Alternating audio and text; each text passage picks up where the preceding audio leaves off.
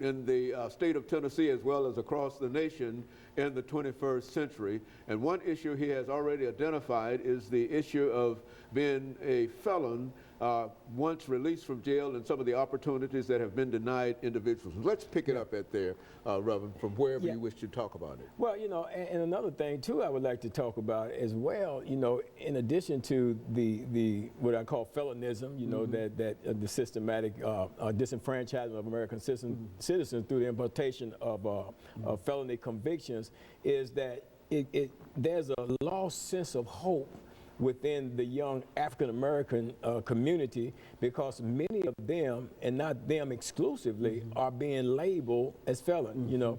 But at the same time too, Dr. Haney, you know, we talk about racial profiling and all of that stuff, and I know I'm jumping around here because there's so many critical issues. Those are all part of the same issues. But we talk about racial profiling, and of course that does exist. You know, you take the young black man with the pants hanging down, with the big clothes on, or with the rim and the gold in his mouth and all that stuff like that. He's automatic to label a thug or whatever. It may not be one, but he's automatically labeled that. And then on the other side of that coin, black American males are profiling themselves by dressing like that when they know that they're not by dressing like that, they know that they're going to face the problems that you generally face when you dress like that. Right, and yet still they persist in dressing like that. And then still do it, so you put yourself in a category to be profiled, and which means you're going to get stopped by the police. That means you're going to get harassed by the police. You're going to be searched by the police, and in many cases in violation of your Fourth Amendment rights, to unlawful search and seizure.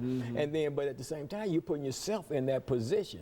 But the mindset says, I'm hopeless. You know, there are no opportunities out here for me. Although there are opportunities, there's a screen that's put up that says that there are not no opportunities. There are no opportunities out here for you. So what do I have to do? I've got to hit the streets, and I've got to become a hustler. And then there's seemed to be a non-thought process that exists out there in the streets, because then you look at all the gun violence, the murders, the senseless murders of young black on blacks, killing young black men, killing young black men, young black guy getting killed at the bus stop by another young black guy, both of one 16, I believe, and the other one 17. You know, this kind of stuff like that, Dr. Haney, because I think in our community, I think what we're lacking, what we're not doing, is we're not dealing with our issues that are in our communities. You know, we're standing aloof from these things. I mean, you think gun control did not become an issue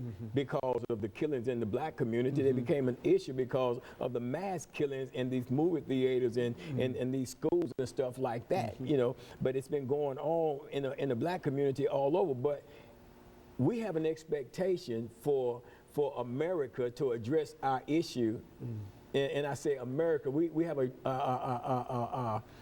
we have a desire, we have a want, we have a need for the government, I should say, to address our issues, when at the same time in our own community we're not addressing our issues ourselves. Yeah, we're not addressing them ourselves. And when I say we're not addressing them, I mean like the churches are not addressing them like we should address the issues. We're not in the area, we're not availing ourselves to the youth in the area, we're not doing anything significant enough to redirect the thought processes of these youth. You got churches that are in these areas where these killings are taking place, but they're closed 5 days out of the week, and they're open 2 days out of the week for 3 hour and 4 hour periods of time, and 3 and 4 hour time slots on a Sunday and a Wednesday. So in doing that, then you're not being able to effect any kind of change or growth in the community. So now we got these issues where you got a church. I know one street in North Nashville, you got a church on one corner, and you got a church on the other corner, and you got drug dealing and everything else all in between them, and nobody's making an impact. And we got to do that. You know, I think you mentioned the fact of some of the violence and some of the killings and et cetera and et cetera.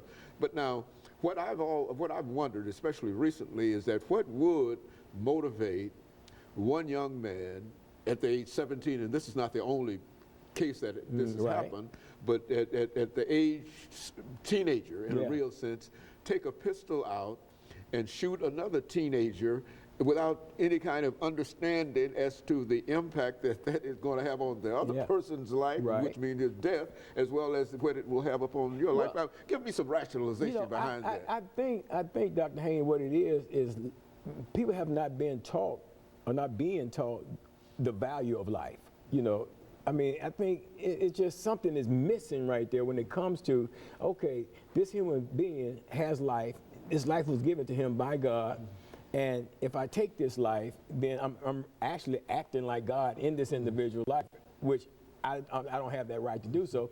But people are not, seem like they're not being taught just how valuable life is. They don't value their lives, so they're not going to value the life of anybody else. So you believe that that's a product of you not, if you take a pistol and shoot somebody, you really don't care too much about your own life. You don't really care about your own life because, see, number one, if you go out and kill an individual, Dr. Haney, not only are you taking his life, but at the same time, you're taking your own life. That's right. Because now you've got to, if you're caught, then you got to go and spend time in the prison system, and a life sentence today is 51 calendar years. You got to serve those 51 calendar years. That's what makes it so irrational to many people, something that very few of us understand. Go on, elaborate upon that. That's because there's no rational thought process being applied in these arenas out here when you got people in the streets doing what they're doing. And I was talking to somebody earlier, and we was talking about how I was saying, well, you know, some of these young folks, they're not thinking. He said, well, we were like that too. We wasn't thinking. I said, we wasn't thinking, but we were thinking. You know, our thought process, we had some moral values instilled in us. There were certain things that I wouldn't do. I mean, I was one of the worst kind of criminals out there. But there were certain things, Dr. Haney, that I wouldn't do because I was taught, you know, the value of another human being. So, you know, you would have to really do something for me to do something.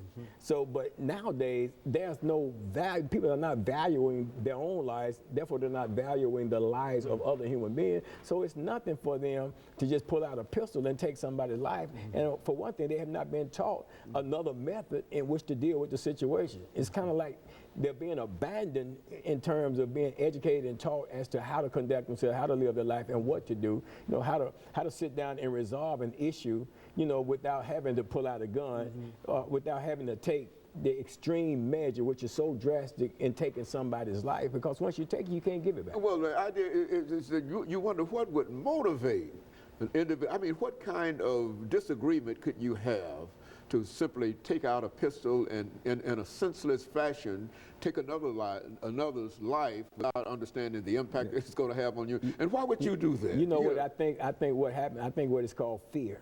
And a lot of them will not admit it, but a lot of these killings are fear-based killings. Because somebody say something smart, somebody do something, somebody threaten you, and so you're so fearful of them doing something to you that you're going to get a gun and do it to them first.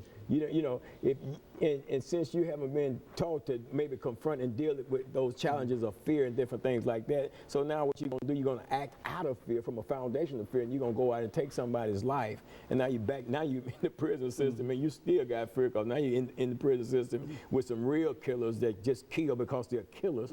You kill because you in fear, you were fearful. But now you're incarcerated with a lot of folks that some are in there because they kill out of fear, but some are in there because they're just cold-hearted killers. Killing again. Yeah, and they're killing in the prison system too. So I mean, it's a lot of that stuff is fear-based, but a lot of times, like I say, people won't admit it because they want to put this facade of like, man, I'm tough and stuff like that. And some of them are just being sent out. Some of these younger guys are being sent out by some of these older guys that are in the gangs and telling them, well, you need to go do this. You need to earn your stripes. You need to go do this. You gotta go smoke dude or something like that. Now he got a beef with the guy, but he gonna tell you to go kill him. And so theoretically, you're supposed to react to what he tells you to do and go out and do that. And yeah, I mean that's a real motive. That's almost as irrational as a person can be. I mean, it's crazy.